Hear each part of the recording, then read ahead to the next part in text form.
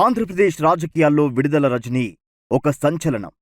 మహానాడులో చేసిన ఒక్క ప్రసంగంతో చంద్రబాబు సహా తెలుగు ప్రజానికం అందరి దృష్టిలో పడిపోయింది. రాజకీయ కాంక్షతోనే అమెరికా నుంచి ఆంధ్రాకి వచ్చింది. తాను దారుణంగా తిట్టిన పార్టీలో చేరింది. తనకు రాజకీయ ఓనమాలు నేర్పిన పార్టీని ఓడించింది. తన రాజకీయ గురువుపైనే పోటీ చేసి గెలిచి మంత్రిగానూ కొనసాగుతున్న young and dynamic lady Andhra Pradesh వైద్యారోగ్య శాఖ మంత్రి విడుదల రజని బయోగ్రఫీ ఇది. అప్పట్లో ముఖ్యమంత్రి చంద్రబాబును పొగిడే క్రమంలో మీరు సైబరాబాద్లో నాటిన చెట్టు మొక్కను సార్ నేను అంటూ అతిశయోక్తులు వల్లించిన ప్రతిపక్ష నేత జగన్మోహన్ రెడ్డిని ఉద్దేశిస్తూ రాక్షసుడు ఎలా ఉంటాడని చిన్నపిల్లలు మిమ్మల్ని అడిగితే మన ప్రతిపక్ష నాయకుని ఫోటో చూపించండని దారుణంగా విమర్శించినా అది ఒక్క విడుదల రజనికే చెల్లింది. ఎందుకంటే ఆమె దేవుడనుకున్న చంద్రబాబుని వదిలేసి రాక్షసుడిని తిట్టిన వైఎస్ జగన్ పంచన చేరి అనుకున్నది సాధించింది.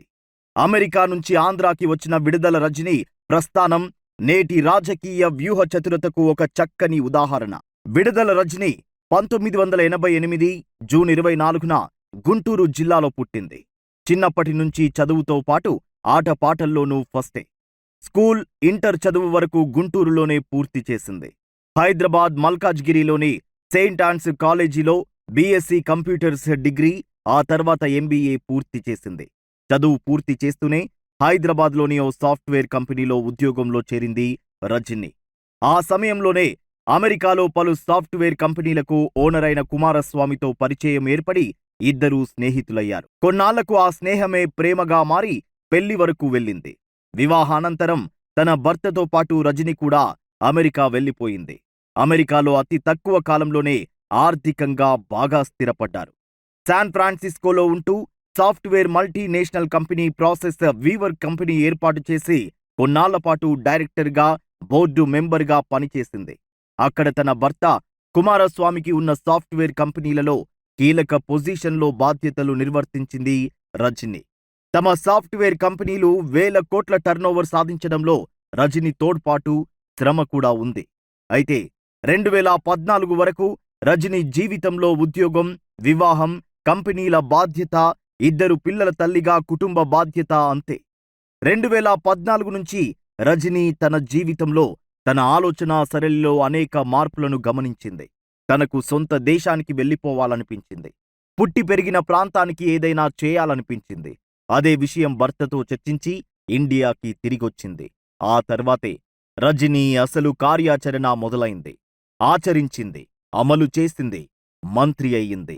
ఇండియాకు వచ్చిన వెంటనే చిలకలూరిపేట కేంద్రంగా వీఆర్ ఫౌండేషన్ స్థాపించి అవసరమైన అన్ని వర్గాల ప్రజలకు సేవా కార్యక్రమాలు ప్రారంభించింది రజని. తానొక ఎన్ఆర్ఐ, పైగా సాఫ్ట్వేర్, ఇక చెప్పేదేముంది. తన సేవా కార్యక్రమాలకు మంచి పబ్లిసిటీ సంపాదించుకోగలిగింది. తక్కువ సమయంలోనే తన పేరు నియోజకవర్గం స్థాయిలో వినబడేలా చేయగలిగింది. ఆ క్రమంలోనే అప్పటి మంత్రి, చిలకలూరిపేట నియోజకవర్గం ఇన్ఛార్జి ప్రత్తిపాటి పుల్లారావుతో పరిచయం ఏర్పడింది.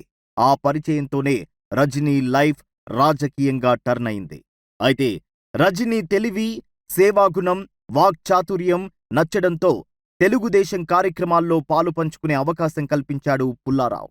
సహజంగానే ఎన్ఆర్ఐలు తెలుగుదేశం పార్టీకి అనుకూలంగా ప్రచారం చేయడం కలిసొస్తుందని భావించిన పుల్లారావు ఆ విషయంలో దూసుకుపోతున్న రజనీని రాజకీయంగానూ ప్రోత్సహించాలనుకున్నాడు. తన శిష్యురాలి లెవెల్లో నిలబెట్టాడు. రజనీ కూడా అనేకసార్లు తన రాజకీయ గురువు పుల్లారావు అని చెప్పుకున్నది. ఈ క్రమంలోనే 2017లో జరిగిన మహానాడులో పుల్లారావు ద్వారా రజనీకి మాట్లాడే అవకాశం వచ్చింది. ఆ మీటింగ్లోనే తాను చంద్రబాబు నాటిన మొక్కనని, ఆయన కట్టిన హైటెక్ సిటీలో ఉద్యోగం చేసి అక్కడి నుంచి అమెరికా వెళ్లి ఈ స్థాయికి వచ్చానని చెప్పుకున్న ప్రసంగం సోషల్ మీడియాలో ఫుల్ వైరల్ అయింది. ప్రతిపక్ష నేతగా ఉన్న జగన్మోహన్ రెడ్డిని రాక్షసుడితో పోల్చుతూ దారుణంగా విమర్శించడం కూడా వైరల్ అయింది. అలా ఒకే ఒక్క ప్రసంగం ద్వారా చంద్రబాబు దృష్టిలో, వైఎస్ జగన్ దృష్టిలో, సోషల్ మీడియా ద్వారా ప్రజల దృష్టిలో పడి ఏకకాలంలో ఫేమస్ అయింది విడుదల రజని. అప్పటికే ఒక ప్రణాళికతో ఉన్న రజని 2019 ఎన్నికల్లో చిలకలూరిపేట టికెట్ను ఆశిస్తున్నట్టు పార్టీకి చెప్పింది. తనకు రాజకీయంగా ఎదగాలని ఉందంటూ తన అభిలాషను అధిష్టానం ముందు ఉంచింది. ఆ సంఘటనతో పుల్లారావు షాక్ తిన్నారు. అప్పటికే చిలకలూరిపేట నియోజకవర్గం ఇన్ఛార్జిగాను, టీడీపీ కేబినెట్లో మంత్రిగానూ ఉన్నారు పుల్లారావు. తాను ఉన్నానని తెలిసి కూడా టికెట్ ఆశించడమేంటని ఆవేశపడ్డారు. ఫలితంగా పుల్లారావుకు రజనీకి పెద్ద ఎత్తున విభేదాలు వచ్చాయి. అయినా కూడా రజనీ వీఆర్ ఫౌండేషన్ సేవా కార్యక్రమాలు ఆపలేదు. తన రాజకీయ ప్రవేశం కోసం ప్రయత్నాలు ఆపలేదు. ఇక టీడీపీలో ఎమ్మెల్యే సీటు లభించడం కష్టమని భావించిన రజనీ ఎవరిని సంప్రదించిందో ఏమో, ఏ పావులు కదిపిందో ఏమో, ఏ వ్యూహం రచించిందో ఏమో 2018 ఆగస్టు 24న తాను రాక్షసుడు అని తిట్టిన వైఎస్ఆర్ కాంగ్రెస్ పార్టీ అధినేత జగన్ సమక్షంలోనే వైసీపీలో చేరి రాజకీయ ప్రకంపనలు సృష్టించింది. 2019 ఎన్నికలు రానే వచ్చాయి. చిలకలూరిపేట వైసీపీ ఎమ్మెల్యే అభ్యర్థిగా విడుదల రజనీకి టికెట్ దక్కింది. తన రాజకీయ గురువు అని చెప్పుకున్న ప్రత్తిపాటి పుల్లారావుపైనే పోటీకి దిగింది. ఎలాంటి భేషజాలు ప్రదర్శించకుండా నిక్కచ్చిగా ప్రత్తిపాటి పుల్లారావు కుటుంబం చేసిన అవినీతి భాగోతాలను బయటపెట్టి ప్రచారంలో పై చేయి సాధించి 8,000కు పైగా ఓట్ల మెజారిటీతో గెలిచి సంచలనం సృష్టించింది. అదొక్కటే కాదు, ఆ నియోజకవర్గంలో తొలిసారి ఒక బీసీ మహిళ గెలవడం కూడా ఒక చరిత్ర. అనంతరం జరిగిన పరిణామాలతో వైసీపీలో సజ్జల రామకృష్ణారెడ్డి ఆశీర్వాదంతో 2022 ఏప్రిల్లో జరిగిన మంత్రివర్గ పునర్వ్యవస్థీకరణలో భాగంగా వైఎస్ జగన్మోహన్ రెడ్డి మంత్రివర్గంలో రజనీ కీలకమైన వైద్యారోగ్య శాఖ మంత్రిగా అవకాశం దక్కించుకుంది. చిన్న వయసులోనే పెద్ద శాఖకు మంత్రిగా వ్యవహరిస్తున్న రజనీ ప్రభుత్వ ఆస్పత్రుల పనితీరును మెరుగుపరిచింది. మెరుగైన వైద్యం అందించడంలో విజయవంతమైంది. ఈ నేపథ్యంలోనే రాష్ట్ర వైద్య విభాగానికి 2 జాతీయ అవార్డులు సాధించి తన ప్రత్యేకతను నిలుపుకుంది. సోషల్ మీడియాను బాగా ఉపయోగించుకుంటూ తన పనిని, తనను ఎప్పుడూ ట్రెండింగ్లో ఉంచడం రజనీకి అలవాటు. వైసీపీలో సోషల్ మీడియా కోసం ఎక్కువ నిధులు ఖర్చు పెట్టేది కూడా రజనీయే అని అందరికీ తెలిసిన విషయమే. అంతేకాదు, సోషల్ మీడియా ద్వారా వచ్చిన వినతులను కూడా పరిష్కరించిన ఘనత ఈమెకుంది. రజనీ ప్రజల్లో ఉండటానికి ప్రాధాన్యమిస్తారు.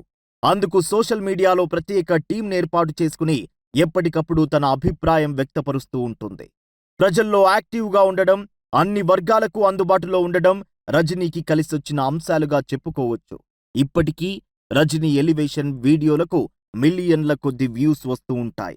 అదే సోషల్ మీడియాలో ఆలస్యపు వైద్య సేవల పట్ల అప్పుడప్పుడు ఆమె విమర్శలు కూడా ఎదుర్కొంటున్నారు.